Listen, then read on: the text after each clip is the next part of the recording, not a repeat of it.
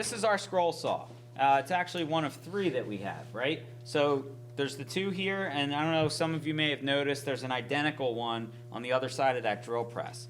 Okay, and really we only use that 3rd one during Toys for Tots. We'll set it up on a workbench, and it's just an extra workstation, okay? Some basic parts to the scroll saw, all right? Very much like a bandsaw in that we have an invisible cut line, right, from the front of the blade to the edge of the table, okay? We also have a blade guide and guard, just like on the bandsaw, all right? On this one, however, the blade guard is more of a finger guard. It's like a wire that if you were to somehow have your hand in front of the blade and slip, chances are you would hit the finger guard before you would hit the blade, hopefully.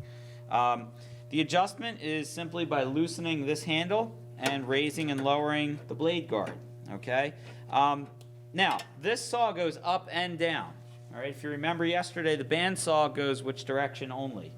Down. Only goes down. So this creates a new interesting problem, all right? Because the blade goes up and down, what could happen to the material as you're cutting it? Yeah, it can start chattering, all right, moving around. So this blade guide and guard has a little hold down, little spring-loaded kind of a fork thing that presses down on the board. So for that reason, would we want the guard to be about 1/4 inch above or directly on top? On top. Directly on top. So what you do is you set whatever you're cutting right to the side of the blade, drop the guard down, and tighten up the setting, okay? All right, so this one I like just because we have this fancy little light. We can see what we're doing while we're working. On the top and bottom, we have a blade clamp, and all it is this little thumb screw. We loosen that up. I can reach down and loosen the bottom one, and we can remove the blade. All right, this is probably a medium-sized blade. I'm going to pass that around so you guys can check that out, okay? And like we said, we use the scroll saw for making those really detailed, intricate cuts, right? So that medium-sized blade is probably what you might use most of the time.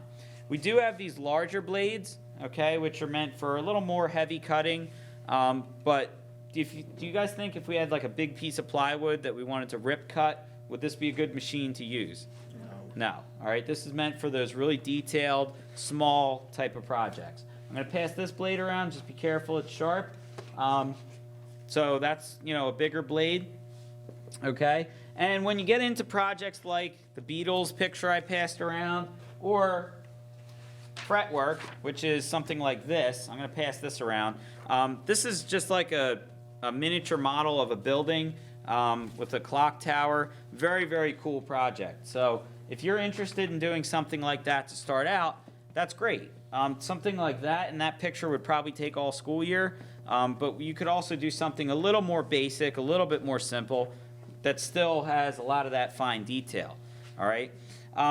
For something like that or the Beatles, we would use this one here is called a 3/0 blade, all right? That's when we get into, instead of like 1/4 inch or 1/8 inch size blades, we start measuring them by almost fractions with a 0. So 1/0 would be 1/0. 2/0 is 2/0, and so on. The higher the number, so like 3/0 would be a smaller blade than a 1/0 blade. This one, you can barely see the teeth. If you hold it up to the light, you can maybe see it, but you can definitely feel the teeth. So I'm going to pass around that 1/0 blade. All right, that would be good for doing those super detailed cuts like the Beatles picture, or even some of the fretwork on that picture I'm passing around now. Okay? All right, so when we install the scroll saw blade, okay, let's see, we've got that one going around. I'm going to take another blade out here. Oh, you got it. Perfect. All right, we've got teeth pointing in one direction. Do you guys think the teeth should point up or down? Down. Okay, down. Some of you might be saying, well, the blade moves up and down. What's the difference? Well, when it actually makes the cut, it cuts in the direction the teeth point. So when it's actually cutting, we want it to push down towards the table so it helps hold it down. All right? So what I'm going to do is raise my guard, move this little circle. This is called a throat plate. I'm going to move that out of the way. And I'm going to look to make sure the teeth point down towards the table. And we're going to clamp it into this blade clamp. Make it nice and tight. set my throat plate back in. I'm going to adjust my guard all the way down. And if I were to open this door on the side, we could turn the belt and make the blade move up and down. On the other saw, there's just a hand wheel, okay, that we could spin. But the reason I'm showing you guys this is what you want to do is make sure the blade is all the way at the bottom of the travel. So once it's all the way down, we're going to pull our blade clamp from the top down and tighten it up. And you want to spin it one time around to make sure the blade isn't going to bind or bend or anything like that. You want to make sure it's working properly. All right, so this one, I'm just going to adjust a little bit. Test it again. Okay, so that's about where it should be. All right, I'm going to close my little guard up here, and we're ready to go. For today, I've got the whole alphabet here. I've been slowly working on cutting these out for patterns. So when we do like the letters on the wall, little sayings, this is a smaller letter template we can use. And if you guys wanted to do a sign, you could use these as well. So we're going to kind of kill two birds with one stone, get some of these cut out while we're also learning about this. All right. We talked about an invisible cut line, right? You may see as I'm turning this around, I might put my hand in the cut line, but I'll probably remember to move my hand away as soon as possible. All right, so generally you do want to keep your hands to the side as best as you can, okay? The other thing you're going to see is how quick I can make turns. All right, the bandsaw we had to make what?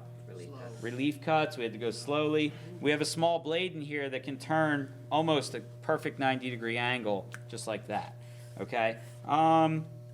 Let's see. We're going to try letter G. All right, so here we go.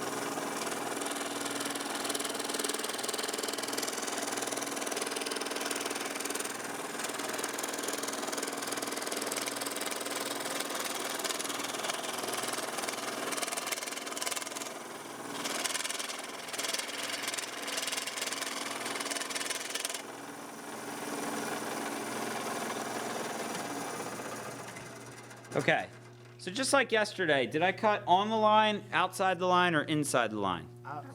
Outside the line, okay? So this one I'll sand down to the line. When you get into those really detailed cuts like the Beatles pictures, you don't have room to go outside the line. So that's where you very carefully just cut right on the line, all right? So that would be a little bit different. Okay, so questions so far? All right, what happens if I'm in the middle of a cut and all of a sudden this starts chattering like this? What should I do? Stop going too often to shoot. I could. What else could I do? Why is that happening, first of all? Because the blade's going up and down and the wood can get stuck inside the blade. Okay, so the blade is lifting the board up and slamming it down. So how could you prevent that? Push it down. Just, yeah, push it down harder, so hold it tight. Especially when you get a thicker piece of wood, that might happen, all right? So it might be a little scary. Instead of just panicking, the best thing to do is just press down and it'll stop chattering like that, okay? All right, we talked about keeping our hands to the side, right? Can this blade cut you? Yes. Absolutely. If it cuts wood, it will cut your finger. Can it amputate a finger? If you really try, yeah, it could. But generally, because it moves up and down, it's not going to quickly amputate a finger. So most of the time, injuries on a scroll saw end up, result in just a Band-Aid, but that doesn't mean we shouldn't respect it any less, right? Because it still is capable of injuring you. So yes, it can cut your finger off. You'd really have to try to do that. So this is considered more of a safe machine than, let's say, the bandsaw, okay? All right, did everyone get the clock picture? You got to see that? Okay, thank you. All right, awesome. So if you're interested, hopefully some of you may be interested in doing your first project, something like this with the fretwork. If you're interested, we can look at different project plan ideas. You don't have to draw this up. This could be something that we print a project pattern, glue it down, and you just follow the lines, all right? So if you're interested in that, that's great. If not, some of you may never use the scroll saw because you just don't have an interest, all right? And that's fine too. Okay, let's say you're cutting a while on the scroll saw and it's not cutting as easily. What do you think the problem is? The blade. The blade, what? Yes, the blade does get dull. All right, these little tiny ones, especially that 3/0 one I passed around, the super tiny one, these break very easily. So before they get dull, they'll probably just break. Not a problem. I have thousands of blades. We can just give you a new blade. If you don't want to install it yourself, I can certainly help you. All right. These bigger blades, however, these will get dull, and they'll turn like a bluish purple color. All right, and that's called superheating. The metal gets so hot that it turns colors. When that happens, usually the blade is too dull. So instead of forcing it and just making it cut harder, just replace the blade. Come and ask me for a new blade. We'll take care of it. Okay? And again, which way do the teeth point? Down. Down. Very good. All right, so let's do a quick review, and we'll make sure we've covered everything, and then we'll get you your test. All right? Would we use the scroll saw mostly for cutting or rip cutting big pieces of wood? No. No. What type of cuts do we make? Intricate. Intricate, detailed, fine cuts. Very good. If the blade is not cutting easily, should you just push harder? No. No. All right. The blade guard and guide, should it be directly on top of the board or a little bit above? Very good. Directly on top. What do we have to wear while we're using the scroll saw? Good. Okay. Do you have to clamp both the top and bottom blade clamp? Yes. All right. If you leave one unlocked, let's say the bottom one is left tight and you don't tighten the top one, the blade's going to kind of flop around. All right. If you only tighten the top, the blade's not going to move at all. All right. Is there an invisible cut line? Yes. Yes, there is. Okay. Why does wood start bouncing around on the table? Because the blade's trying to push you. Okay. And what else? You're not holding it tight enough, right? Good, Lexi. All right. Is it safe to make an internal cut? Yes. Absolutely. Okay. And do we make adjustments with the power on or off? Very good. All right. Questions? Okay, guys. Let's go do our test. Great job.